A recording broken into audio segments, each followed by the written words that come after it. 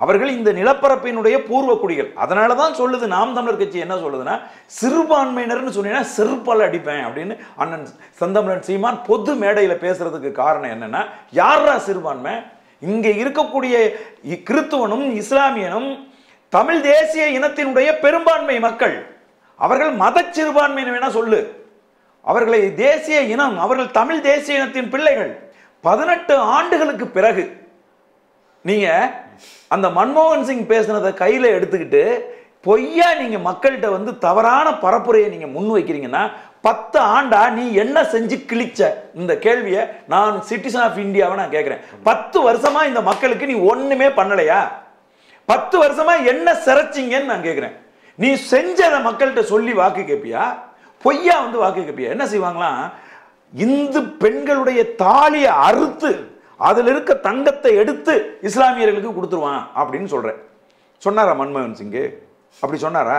இல்ல வந்து இப்ப வந்திருக்கிற மேனிஃபெஸ்டோல, காங்கிரஸோட மேனிஃபெஸ்டோல அது இருக்கா? தேர்தல் அறிக்கையில் அது இருக்கா? சொல்லுங்க பாப்போம்.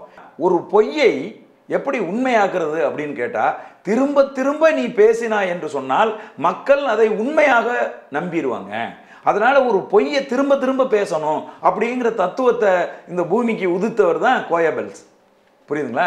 இப்ப நவீன அதாவது ஹிட்லரு தனக்கு பொய் சொல்வதற்கு, தன்னுடைய பொய்யான கருத்துக்களை சொல்றதுக்கு ஒரு ஆளை வச்சிருந்தான். ஆனா மோடி அவரே கோயபெல்ஸா மாறிட்டார். புரியுதுங்களா? இப்ப மோடி அவர்கள் சொல்லுகிற கருத்துக்கள் அனைத்துமே பொய். ஒரு ஒரு ஒரு ஒரு நாட்டினுடைய பிரதமர் ஒரு மக்கள் ஓட்டு போட்டு தேர்ந்தெடுத்த பிரதமருங்க.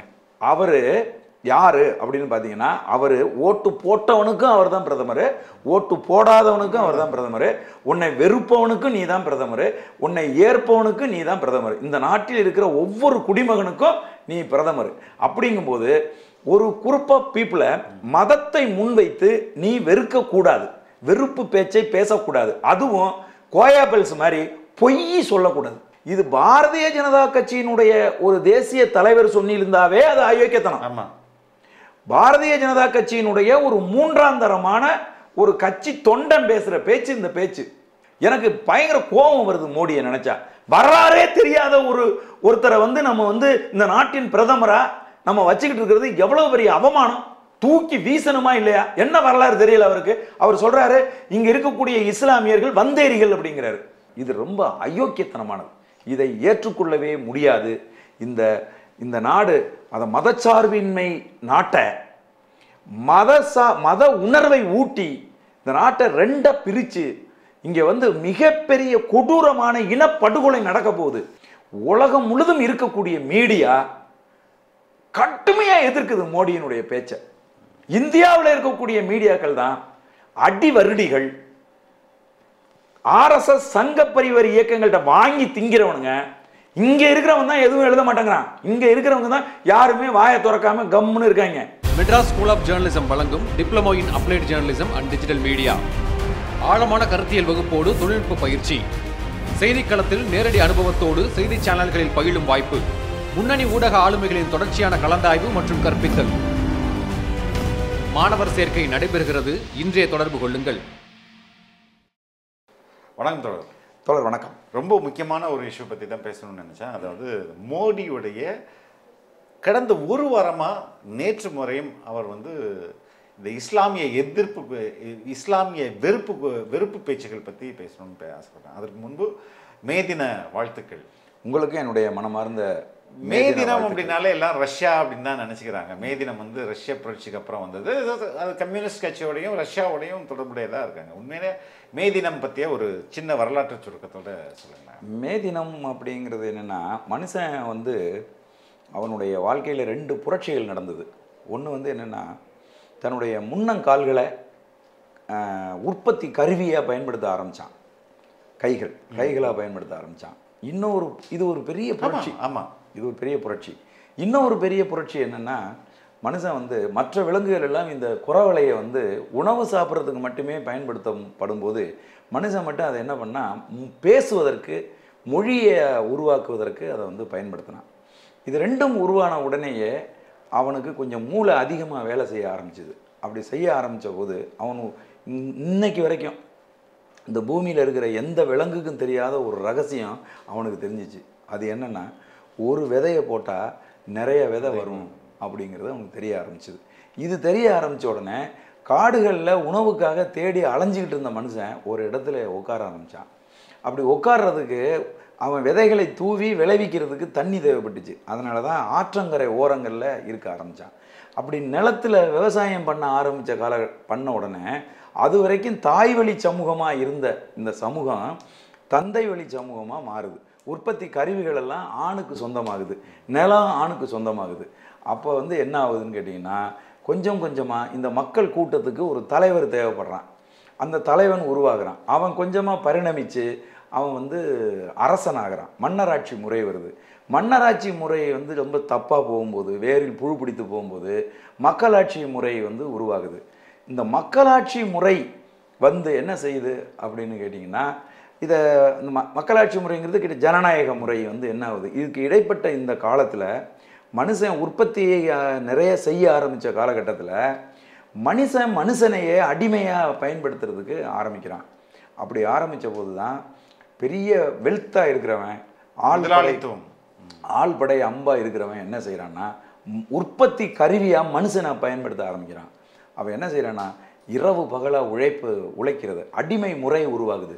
அந்த அடிமை முறையில் காலையில் எந்திரிச்சான்னா நைட்டு 12 மணி வரைக்கும் மொத்தம் 20 மணி நேரம் வேலை செய்யணும். ஆணாக இருந்தாலும் பெண்ணாக இருந்தாலும் வேலை செய்யணும். குழந்தையாக இருந்தாலும் அடித்து நொறுக்கி மரணம் மட்டுமே அவர்களுக்கான விடுதலை அப்படிங்கிற ஒரு சூழலை உருவாக்கி வேலை செஞ்சிட்டு இருக்கும்போது இந்த மனித சமூகம் உழைத்து மரணத்தை தழுவி ஒரு கட்டத்தில் விழிச்சுக்குது. அப்போ எதிர்த்து போராடுறான். 10 மணி நேரம் தான் நாங்கள் வேலை செய்வோம் அப்படின்னு எதிர்த்து போராட ஆரம்பித்து பல பேர் கொல்லப்படுறாங்க. பல போராட்டங்கள் நடக்குது. இது அப்படியே தொடர்ந்து வந்து ஒரு கட்டத்தில் 1800களில் வீரியம் அடைஞ்சு 1886ல் அமெரிக்காவினுடைய சிகாகோவில் 3,50,000 மக்கள் 8 மணி நேரம் தான் நாங்கள் வேலை செய்வோம், 8 மணி நேரம் எங்களுக்கு ஓய்வு வேணும், 8 மணி நேரம் நாங்கள் தூங்க வேண்டும் அப்படின்னு சொல்லி 24 மணி நேரத்தை 3ஆக பிரித்து இதை தான் நீ வந்து எனக்கு சட்டமாக்கி கொடுக்கணும்னு சொல்லி மக்கள் போராடி வென்றார்கள். அதுக்கு முன்னாடியே ஆஸ்திரேலியாவில் இந்த 8 மணி நேர வேலை வந்து உறுதி செய்யப்பட்டிருக்கு. 10 மணி நேர வேலைகள் பல இடங்களில் உறுதி செய்யப்பட்டிருக்கு. இதில் என்ன நடந்துச்சுன்னா, இதில் ஏன் மே 1 ஏன் வந்து இன்றைக்கு உலகத்தில் கொண்டாடப்படுது அப்படின்னு கேட்டால், இந்த சிகாகோ போராட்டம் நடந்து கொண்டு இருக்கிற போது முதலாளித்துவம் என்ன செய்யுதுன்னா, ஒரு கலவரத்தை அங்கே உருவாக்கணும் அப்படிங்கிறதுக்காக ஒரு வெடிகுண்டை அந்த 3.5 லட்சம் மக்கள் கூடியிருக்கிற கூட்டத்துக்குள்ளே ஒரு வெடிகுண்டை வெடித்து பல ஆயிரம் பேரை வந்து கொன்னுட்டான். அதில் காவல்துறையும் வந்து கொல்லப்பட்டுச்சு. அந்த போராட்டத்தில் முன்னின்று நடத்தியவர்கள் 7 பேரை பொது மக்கள் மத்தியிலேயே, லட்சக்கணக்கான மக்கள் மத்தியிலேயே தூக்கில் தொங்க விட்டான். இந்த துயரத்தை உலகம் முழுதும் கண்ணீர் வடிக்க அன்றைக்கு இருந்த ஏழை எளிய மக்கள், உழைக்கும் மக்கள் பார்த்து கதறி அழுது அவர்களுக்கு நன்றி செலுத்தணும், அவர்களை ஆண்டாண்டுக்கு நம்ம நினைவு கூறணும் அப்படிங்கிறதுக்காகத்தான் இந்த மே 1 தொழிலாளர் தினமாக, உழைப்பாளர் தினமாக கொண்டு வந்தாங்க. இந்த நேரத்தில் ரஷ்யாவில் இருந்த காரல் மார்க்ஸ், அவர் ஆக்சுவலாக வந்து காரல் மார்க்ஸ் ரஷ்யன் கிடையாது, ஆமாம், அவர் வந்து பை பர்த் வந்து ஜெர்மானியன். அவர் வந்து தன்னுடைய சமூக விஞ்ஞான ஆய்வின் முடிவில் அவர் வந்து என்ன சொன்னார், உலக தொழிலாளர்களே ஒன்று கூடுங்கள், நாம் இழப்பதற்கு எதுவும் இல்லை, அடிமை விலங்குகளை தவிர, அதனால எல்லாம் ஒன்று கூடி போராடுங்கன்னு அவர் ஒரு முழக்கம் வச்சிருந்தார். அந்த முழக்கத்தை இந்த மே நாள் முழக்கமாக உலகம் முழுதும் இருக்கக்கூடிய எல்லாரும் ஏற்றுக்கிட்டதுனால இது ரஷ்யாவுக்கு சொந்தமானதுங்கிறது மாதிரியே அவங்க நினைக்கிறாங்க. ஆக்சுவலாக இது வந்து அமெரிக்காவில் சிகாகோவில் நடந்தது தான். இந்தியாவை பொறுத்தளவில் 1923ல் ஐயா சிங்காரவேலர் அவர்கள் இந்தியாவிலேயே முதல் மேனாள் நிகழ்வை கொண்டாடினது அவர் தான். சென்னையில் வந்து அவர் தான் வந்து கொண்டாடினார். அதுக்கு அப்புறமா இந்தியாவில் மேனாள் நிகழ்வு இல்லவே இல்லை, விடுமுறை விடவே இல்லை, மேனாள் நிகழ்வை கொண்டாடவே இல்லை. 1991ல் விபி சிங் அவர்கள் ஆட்சி அதிகாரத்துக்கு வந்தபோது எவ்வளவு பக்கத்தில் பாருங்க, அப்போ தான் அவர் முதன்னு மே நாள் அன்னைக்கு விடுமுறை விட்டு மே நாளை வந்து இந்தியாவில் கொண்டாடணும்னு அவர் வந்து அரசு அங்கீகாரத்தை வந்து கொடுத்தாரு. இதுதான் இந்த மே நாளோட சுருக்கமான வரலாறு, ரொம்ப முக்கியமான வரலாறு, ரொம்ப சுவையாகவும் சொன்னீங்க. இப்போ கமிங் பேக் டு மோடி, எப்படியெல்லாம் இஸ்லாமியர்களை காயப்படுத்த முடியும், எப்படியெல்லாம் அவர்களை கொச்சைப்படுத்த முடியும். அதிக அளவில் புலப்படுத்துகிறாங்க. உங்களுடைய இந்து பெண்களை குறிவைக்கிறாங்க இஸ்லாமியர்கள்.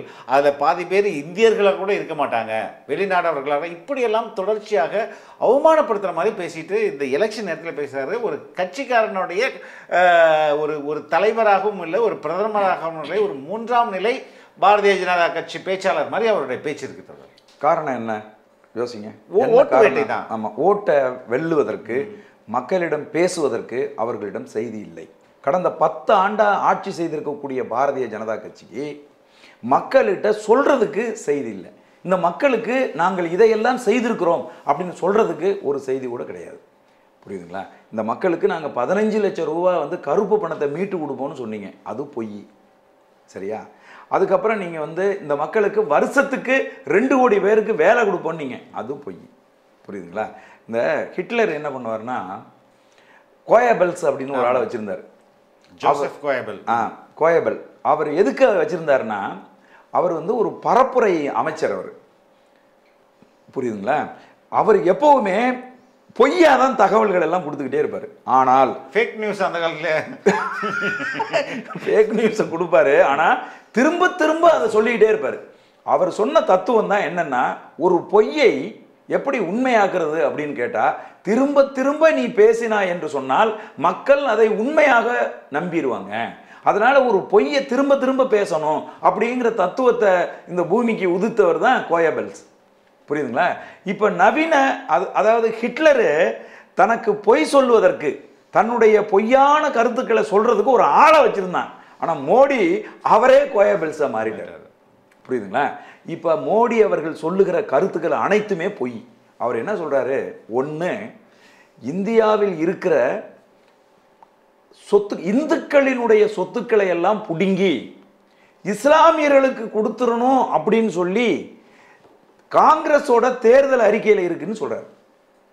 இது அப்பட்டமான பொய், அயோக்கியத்தனமான பொய். ஒரு ஒரு ஒரு ஒரு நாட்டினுடைய பிரதமர், ஒரு மக்கள் ஓட்டு போட்டு தேர்ந்தெடுத்த பிரதமருங்க. அவரு யாரு அப்படின்னு பார்த்தீங்கன்னா, அவர் ஓட்டு போட்டவனுக்கும் அவர் தான் பிரதமர், ஓட்டு போடாதவனுக்கும் அவர் தான் பிரதமர், உன்னை வெறுப்பவனுக்கும் நீ தான் பிரதமர், உன்னை ஏற்பவனுக்கும் நீ தான் பிரதமர், இந்த நாட்டில் இருக்கிற ஒவ்வொரு குடிமகனுக்கும் நீ பிரதமர். அப்படிங்கும்போது ஒரு குரூப் ஆஃப் பீப்புளை மதத்தை முன்வைத்து நீ வெறுக்கக்கூடாது, வெறுப்பு பேச்சை பேசக்கூடாது, அதுவும் கோயாபெல்ஸ் மாதிரி பொய் சொல்லக்கூடாது. இதுதான் வந்து கருத்து. ஆனால் இது பாரதிய ஜனதா கட்சியினுடைய ஒரு தேசிய தலைவர் சொன்னிருந்தாவே அது அயோக்கியத்தனம். ஆமா, பாரதிய ஜனதா கட்சியினுடைய ஒரு 3ஆம் தரமான ஒரு கட்சி தொண்டன் பேசுற பேச்சு இந்த பேச்சு. ஒரு நாட்டின் பிரதமர், இந்த நாட்டில் வாழுகிற, அதுவும் எப்படியாப்பட்ட நாடு இந்த நாடுன்னா, இந்த நாடு வந்து ஒரு சாதி மத அடிப்படையில் பிரியாத நாடு இந்த நாடு. புரியுங்க? டைவர்சிட்டி, அதாவது யூனிட்டி அண்ட் டைவர்சிட்டி. புரியுதுங்களா உங்களுக்கு? அப்படி இருக்கிற இந்த நாட்டில் நீ வந்து ஒரு தரப்பு மக்களை, இஸ்லாமிய மக்களை குறிவைத்து நீங்க வந்து பேசுனது ரொம்ப தப்பு. இதை வந்து மன்மோகன் சிங் அவருடைய ஆட்சி காலத்தில் 2006 மன்மோகன் சிங் சொல்றாங்க, என்ன சொல்றாங்கன்னா, அவர் ஒரு பொருளாதார நிபுணர் அப்படிங்கிறதுனால, அவர் பொருளாதாரத்தில் பல டாக்டரேட் பண்ணவருங்கிறதுனால அவர் சொல்றாரு, இந்தியாவில் வந்து ஒரு இன்ஈக்குவாலிட்டி இருக்கு, ஒரு சமத்துவமின்மை பொருளாதாரத்தில் இந்தியாவில் இருக்கு.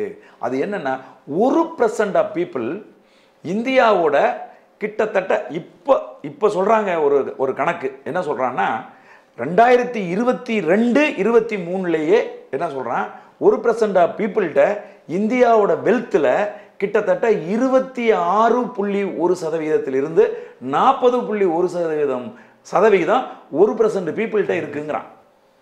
புரியுதுங்களா? இது வந்து இன்இக்வாலிட்டியினுடைய உச்சம். அதாவது பிரிட்டிஷ் டைம்ல கூட இந்த வேறுபாடு இல்லை வந்து உண்மை. அப்படிங்கும்போது இதை சமப்படுத்துறதுக்கு அந்த பொருளாதார நிபுணராக இருக்கக்கூடிய மன்மோகன் சிங் அவர்கள் 2006 சொன்னாரு, என்ன சொன்னார்னா, இந்த நாட்டில் இந்த 1% ஆஃப் பீப்புளோட வெல்த்தை புடுங்கி நாங்கள் வந்து அதாவது பிற்படுத்தப்பட்டோர், ஓபிசி, எஸ்சி, எஸ்டி, பெண்கள், சிறுபான்மையினர், இவங்களுக்கெல்லாம் நம்ம கொடுத்து பொருளாதார சமன்பாடை நம்ம ஏற்படுத்தணும் அப்படின்னு அவர் வந்து சொன்னார். இது சொன்னது வந்து 2006. கிட்டத்தட்ட 2006 இருந்து இன்னைக்கு 2024 பார்த்தீங்கன்னா கிட்டத்தட்ட 18 வருஷம் இருக்கா.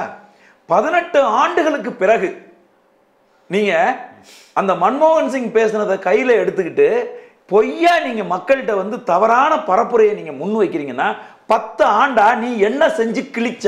இந்த கேள்வியை நான் சிட்டிசன் ஆஃப் இந்தியாவை நான் கேட்கிறேன். 10 வருஷமா இந்த மக்களுக்கு நீ ஒண்ணுமே பண்ணலையா?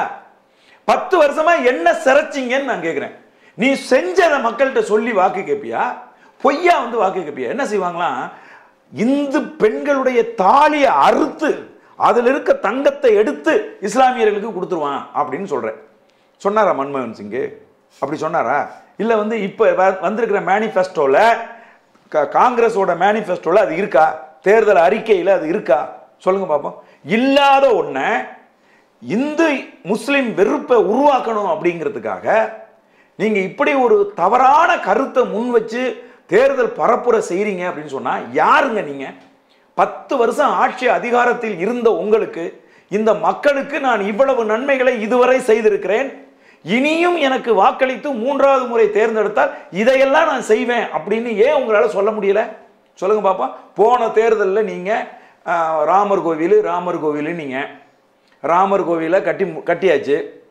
இப்ப பேசுறதுக்கு எதுவும் இல்லை. அதனால மன்மோகன் சிங் அவர்கள் பேசினதை கையில் எடுத்துக்கிட்டு இஸ்லாமிய வெறுப்பு, அதுலேயும் ரொம்ப வந்து தவறான வரலாறை வேற சொல்றாரு. எனக்கு பயங்கர கோபம் வருது மோடியை நினைச்சா. வரலாறே தெரியாத ஒருத்தரை வந்து நம்ம வந்து இந்த நாட்டின் பிரதமரா நம்ம வச்சுக்கிட்டு இருக்கிறது எவ்வளவு பெரிய அவமானம். தூக்கி வீசணுமா இல்லையா? என்ன வரலாறு தெரியல அவருக்கு. அவர் சொல்றாரு இங்க இருக்கக்கூடிய இஸ்லாமியர்கள் வந்தேரிகள் அப்படிங்கிறாரு. நம்ம புரட்சியாளர் பழனி பாபா சொல்றாரு, டேய் நாங்க யாரும் இஸ்லாத்தை தேடி போகல, இஸ்லாத் என்கிற அந்த மார்க்கம் எங்களிடம் வந்தது, நாங்கள் அந்த மார்க்கத்தினுடைய நல்ல பண்புகளை அதனுடைய கருத்துக்களை ஏற்று நாங்க அந்த மார்க்கத்தை நாங்க தழுவி கொண்டமே ஒழிய நாங்க யாரும் அங்கிருந்து வந்தவங்க கிடையாது, மார்க்கம் தான் எங்களிடம் வந்தது அப்படின்னு தெள்ள தெளிவா சொல்றார். அதை அவர் சொல்லும்போது அவர் சொல்றாரு, என்ன சொல்றாருன்னா, என் பாட்டன் முப்பாட்டனை பழனி கோயிலுக்கு நீ போகக்கூடாதுன்னு சொன்ன, கோயிலுக்குள்ள நீ நுழையக்கூடாதுன்னு சொன்ன, புரியுதா? எங்கனை தீண்ட தகாதவன்னு சொன்ன, என்னை தொடக்கூடாதுன்னு நீ சொன்ன. ஆனா இவன் கட்டி தழுவுனா என்ன, எனக்கு எல்லா உரிமைகளும் அவன் கொடுத்தான், அதனால நான் அங்க போனேன். நான் வெறும் பாபா இல்லடா, பழனி பாபா. பழனி எனக்கு சொந்தமானது, பழனி கோவில் என் முப்பாட்டனுக்கு சொந்தமானது. நீ சும்மா நான் வந்தேரின்னு பேசுறத நிறுத்துறான்னு அன்னைக்கு பழனி பாபா வந்து பேசினார். வந்தேரின்னு சொன்னா கூட பரவாயில்ல தோழர், ஊடுருவாளர்கள் அப்படின்னு சொல்லி ரொம்ப தப்பு தோழர். அது ரொம்ப தவறான வார்த்தை. வரலாறு தெரியாம அவர் வந்து பேசுறார். இந்தியாவில் நான் கேட்கிறேன், ஒரே ஒரு கேள்வி மட்டும் கேட்கிறேன். பிரிட்டிஷ் கவர்மெண்ட் இந்தியாவை ரூல் பண்ணிட்டு இருந்த போது 1947க்கு முன்னாடி 46 வரைக்கும் வாட் இஸ் இந்தியா? இந்தியாங்கிறது என்ன? இந்தியாங்கிறது பாகிஸ்தானையும் சேர்த்து தானே இந்தியா. வெஸ்ட் பெங்காலை சேர்த்தது, வெஸ்ட் பெங்காலை சேர்த்தது, இந்தோனேஷியா நம்ம பங்களாதேஷை சேர்த்தது, பாகிஸ்தான்லாம் சேர்த்து தானே ஒட்டுமொத்த ஒருங்கிணைஞ்ச இந்தியா தானே. உங்களோட அகண்ட பாரத கனவு அதானே, புரியுதுங்களா? சரி, அப்படின்னா இந்த நாட்டோட இந்தியனா தானே பாகிஸ்தான்ல இருக்கிறவங்களாம் இருந்தான். அப்ப நீங்க பாகிஸ்தானியர்களும் அதாவது இஸ்லாமியர்களும் இந்துக்களும் ஒன்னா வாழ்றது கஷ்டம், மத ரீதியாக 2 பேரும் மாறுபட்டவர்கள் அப்படின்னு சொல்லி தானே இந்த நாட்டை 2ஆ பிரிக்கணும்னு முடிவு பண்ணீங்க, புரியுதுங்களா? நாட்டை 2ஆ பிரிச்சிங்க, இஸ்லாமியர்களை தனியா வந்து அனுப்புனீங்க. அப்போ ஒரு அறிவிப்பு செஞ்சீங்க, இங்கேயே இருக்க விரும்புகிறவர்கள் இங்கேயே இருக்கலாம், அங்க போகணும்னு நினைக்கிறவங்க அங்க போகலாம்னு நீங்க சொன்னீங்கல்ல. இன்னைக்கும் பாகிஸ்தான்ல இந்துக்கள் இருக்காங்கல்ல, பஞ்சாப் மாகாணம் பாகிஸ்தான்லயும் இருக்குல்ல, அங்க இருக்கிறவங்க எல்லாம் வந்து இந்திய பிரஜைகளா இருந்தவங்க தானே ஒரு காலத்துல, இந்துக்கள் தானே அவங்க எல்லாம். அதே மாதிரி தானே நான் இந்த நிலப்பரப்புல தான் பிறந்தேன், இங்கதான் நான் வாழ்ந்தேன், இதுதான் என் நாடு, நான் போகமாட்டேன்னு சொல்லி அவ்வளவு பெரிய தகராறு நீங்க பண்ணீங்க. 2ஆ இந்த நாடு பிரிந்த போது எத்தனை லட்சம் பேரை RSS கொன்னீங்க. அன்னைக்கு அந்த கலவரம் நடந்தது யாரால நடந்துச்சு? வரலாற்றை திரிச்சு எல்லாத்தையும் மறைச்சு பேசுறீங்களா நீங்க? அப்படி நீங்க கொலை செய்த போதும் அடித்து விரட்டிய போதும் இது என் நிலம், இது என் மண்ணு, இது என் நாடு அப்படின்னு சொல்லி இங்கேயே தங்கினவர்களை ஊடுருவி வந்துட்டான் அப்படிங்கிறதும், அவன் வந்தேரிகள் அப்படிங்கிறது முகலாயருடைய இல்லைன்னா அதற்கு முன்பா வந்த படையெடுப்பு இஸ்லாமிய படையெடுப்பின் தொடர்ச்சியாக உள்ள மக்கள் அப்படின்றதான் அதோட மீனிங். அது வந்து ரொம்ப தப்பு தோழர். அவருக்கு வரலாறு தெரியல. அவர் வந்து வரலாறை படிக்காம அவர் நார்த் இந்தியாவில் இருக்கவங்க எல்லாம் ஒட்டுமொத்தம் வந்தேரி ஆரியர்கள் நம்ம சொல்லலாம்ல. அது உண்மை. ஒரு பகுதி அங்கே பூர்வகுடிகளும் இருந்து இல்ல தம்பி, இல்லைங்க தோழர். ஆரியர்கள் இந்த நிலப்பரப்புக்கு கைபர் போலன் கனவு வழியா வந்தவங்கிறது வந்தேரிகள். ஆனா இந்த நிலப்பரப்பில் இருந்த மக்களை சாதி ரீதியா பிரிச்சு அவர்களை மிகப்பெரிய கொடுமைக்கு உட்படுத்தி அவர்களை காயப்படுத்தி அவர்களை தீண்டத்தகாதவர்களாக மாற்றிய போது இந்த நிலப்பரப்புக்கு வந்த மதங்கள் அவர்களை ஆற தழுவி கொண்டது. அது கிறித்துவ மதம், இஸ்லாம் மதம். புரியுதுங்களா? இதுதான் வந்து உண்மை. அவர்கள் இந்த நிலப்பரப்பினுடைய பூர்வ குடிகள். அதனால தான் சொல்லுது நாம் தமிழர் கட்சி என்ன சொல்லுதுன்னா, சிறுபான்மையினர்னு சொன்னீங்கன்னா செருப்பால் அடிப்பேன் அப்படின்னு அண்ணன் செந்தமிழன் சீமான் பொது மேடையில் பேசுறதுக்கு காரணம் என்னன்னா, யாரா சிறுபான்மை?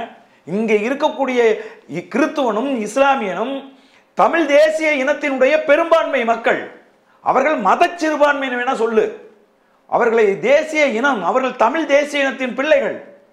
அவர்கள் ஒரு தமிழ் மொழி பேசுகிற தமிழனுக்கும் தமிழச்சிக்கும் பிறந்தவர்கள். அவர்களை நீ வந்து சிறுபான்மையினர் சொன்னீங்கன்னா செருப்பால் அடிப்பேன்னு அவர் சொல்றதுக்கு அதான் காரணம். புரியுதுங்களா? மத சிறுபான்மையினர் தான் அவங்க. அப்படி பார்க்க போனீங்கன்னா இவங்க வந்து இந்த இந்துக்களுடைய சொத்தை பிடுங்கி இந்துக்களின் தாலியை அறுத்து எப்படி நுட்பமா பயன்படுத்துறாரு. ஆமா, எப்படி நுட்பமா பேசுறாரு பாருங்க. இந்துக்களுடைய தாலியை அறுத்து தங்கத்தை எல்லாம் இஸ்லாமியர்களுக்கு கொடுக்க போறாங்க, இஸ்லாம் வந்தேரிகளுக்கு கொடுக்க போறாங்க. இதை விட இன்னொரு கொடுமை என்னன்னா, அதிகம் புள்ள பெற்றிருக்கவங்களுக்கு கொடுக்க போறாங்கிறார். என்ன பேச்சு பேசுறாரு அவரு? மோடி கூட பிறந்தவங்க எத்தனை பேரு? இந்த இந்து மதத்தை தழுவி இருப்பவர்களுக்கு வந்து யாருக்குமே வந்து 5 குழந்தை 6 குழந்தை 10 குழந்தைகள் இல்லையா? நான் கேட்குறேன். மோடி எத்தனாவது குழந்தை? அப்போ இஸ்லாமியர்கள் தான் வந்து நிறைய பிள்ளை பெற்றுக்கிறாங்களா?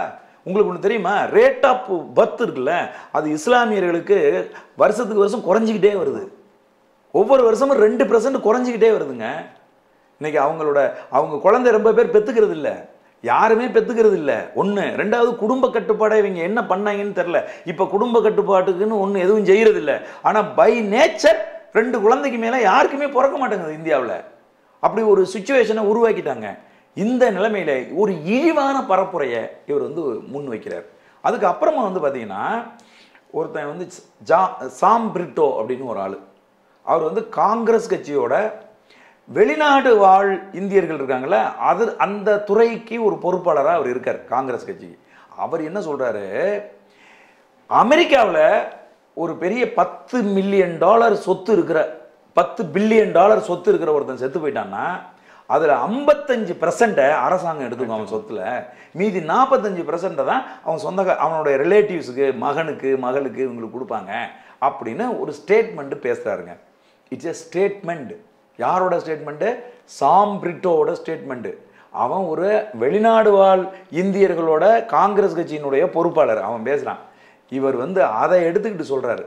அதை எடுத்துக்கிட்டு தான் இவர் சொல்கிறாரு, இந்தியாவில் இருக்கிற இந்துக்களுடைய சொத்தெல்லாம் பிடுங்கி இவங்க கொடுக்க போகிறாங்கன்னு சொல்லி அதை உதாரணத்துக்கு எடுத்துக்கிட்டு இங்கே வந்து பேசுகிறார். யார்? நரேந்திர மோடி அவர்கள் பேசுகிறாங்க. இது ரொம்ப அயோக்கியத்தனமானது.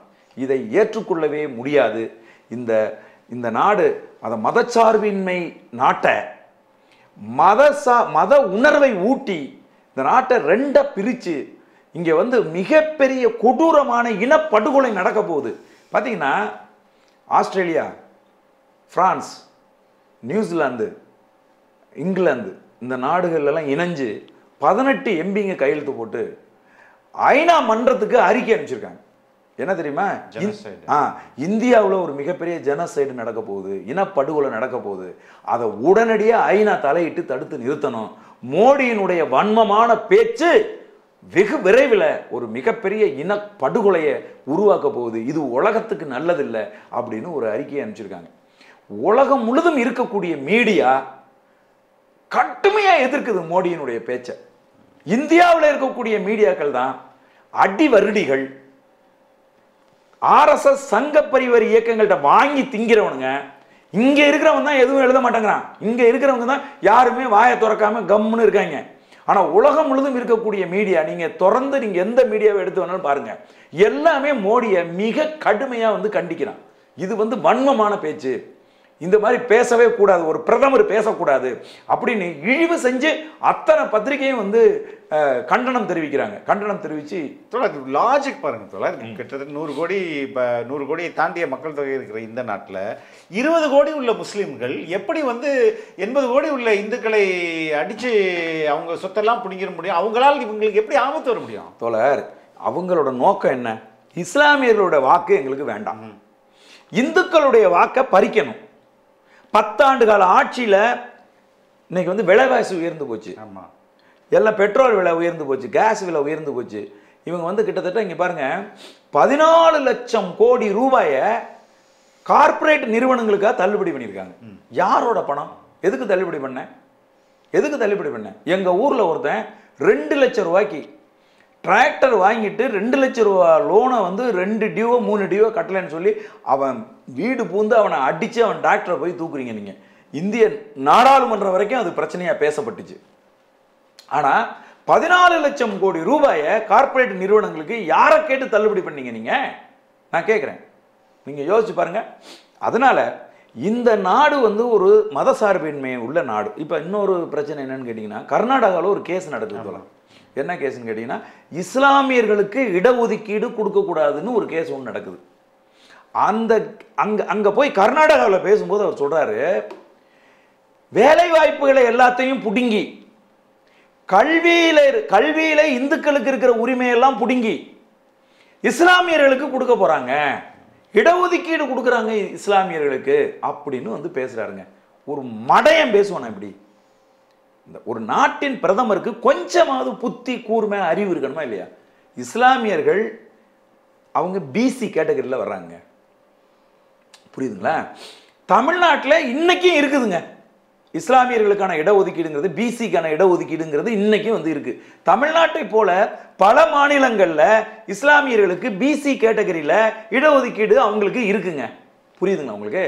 அங்க என்ன பிரச்சனை கர்நாடகாவில்னா, அங்க இந்த ஆர்எஸ்எஸ் மடையர்கள் அங்க ஆட்சி அதிகாரத்தில் இருந்ததுனால அந்த பிசி கேட்டகரியில் இருக்கிற இடஒதுக்கீடும் இஸ்லாமியர்களுக்கு கொடுக்க கூடாதுன்னு ஒரு வழக்கு நடக்குது.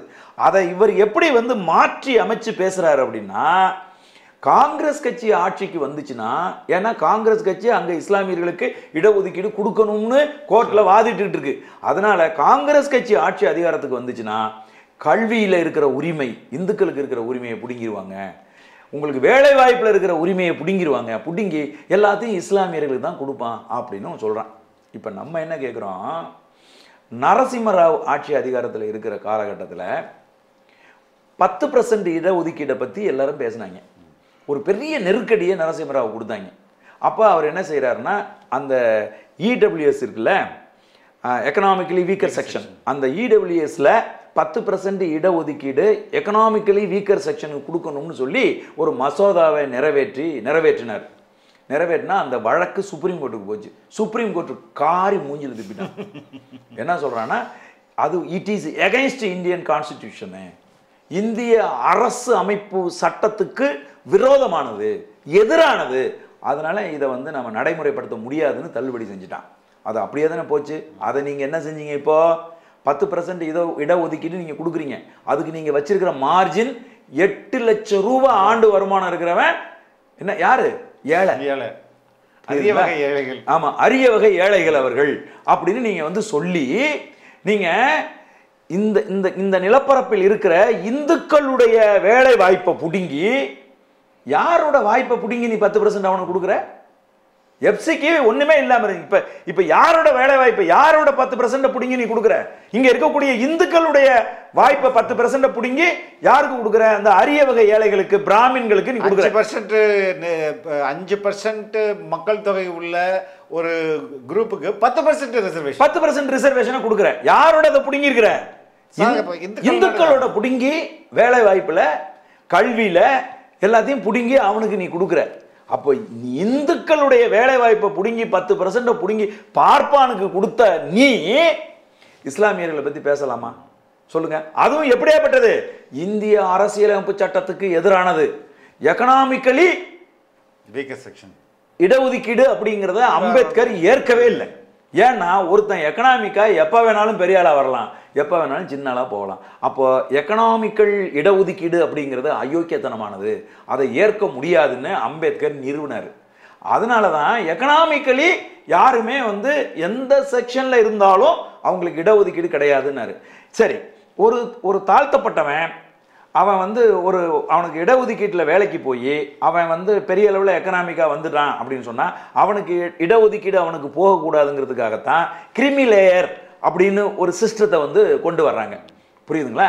அப்போ இந்திய அரசியலமைப்பு சட்டத்துக்கு எதிராக, இந்திய அரசியலமைப்பு சட்டத்துக்கு விரோதமான ஒரு காரியத்தை செஞ்ச நரேந்திர மோடி அவர்களை நீங்க வந்து இஸ்லாமியர்களுக்கு இடஒதுக்கீடு கொடுக்கக்கூடாதுன்னு பேசலாமா? இது அயோக்கியத்தனமான ஸ்டேட்மெண்ட் இல்லையா? இந்த நாட்டின் பூர்வக்குடி மக்கள் அவங்க வந்து இந்துக்களா இருந்து நீங்க சாதியா அவர்களை ஒடுக்கியதால், உரிமை கொடுக்க மறுத்ததால், மாற்று மதத்தை தழுவினார்கள் என்பதற்காக அவர்களை நீ இந்த நாட்டின் விரோதியா மாத்துறது அயோக்கியத்தனமானது. இதை ஒருபோதும் ஏற்க முடியாது. மக்கள் மத்தியில் எடுபடுமா தோழர்? 100% எடுபடாது. யாருக்கிட்ட எடுபடும்னா, இந்த இப்போ உதாரணத்துக்கு சவுத் இந்தியாவில் எடுபடாதுங்க. இப்போ சவுத் இந்தியாவுக்கு வந்தார்ல, இங்கே என்னென்ன வேஷம் போட்டார், எப்படியெல்லாம் பேசினார், இங்கே ஸ்கிரிப்ட் எழுதி கொடுக்குறவனுங்க ரொம்ப கவனமாக எழுதி கொடுக்குறான். இது நார்த் இந்தியாவில் இலிட்ரேட்டாக இருக்காங்கல்ல, அதாவது படிக்காதவங்களா இருக்காங்கல்ல, அவங்க மத்தியில் தான் தோழர் இது வந்து எடுபடும். படிக்காத மக்கள் மத்தியில் இஸ்லாமியர்களை குறித்த தவறான கருத்தை நீங்கள் விதைச்சிங்கன்னா அது எடுபடும். அது இந்த சவுத் இந்தியாவில் இருக்கிற கேரளா, ஆந்திரா, கர்நாடகா இந்த பகுதியில் அது வந்து எடுபடாது. குறிப்பாக கர்நாடகாவில் கூட எடுபடும். ஆனால் தமிழ்நாட்டில், கேரளாவில், ஆந்திராவில் எல்லாம் எடுபடாது. மக்கள் மத்தியில் 50%க்கு மேலே எடுபடாது. தோல்வி பயம் வந்துருச்சு தோழர். முதல் கட்ட தேர்தல் முடிஞ்ச உடனேயே மோடி இப்படி பேச ஆரம்பிச்சிட்டாரு. இப்படி பேச ஆரம்பிச்சிட்டாரு கூட சொல்லக்கூடாது, இப்படி வளர ஆரம்பிச்சிட்டாரு. புரியுதுங்களா உங்களுக்கு? அதனால ஒரு நாட்டின் பிரதமர் இந்த மாதிரி பேசுறது அப்படிங்கிறது வந்து ஏற்றுக்கொள்ளவே முடியாது. ஒரு நாட்டின் பிரதமர் தன் நாட்டு சொந்த மக்களை குறித்து இப்படி தப்பா பேசினது மன்னிக்க முடியாத பெரும் குற்றம்.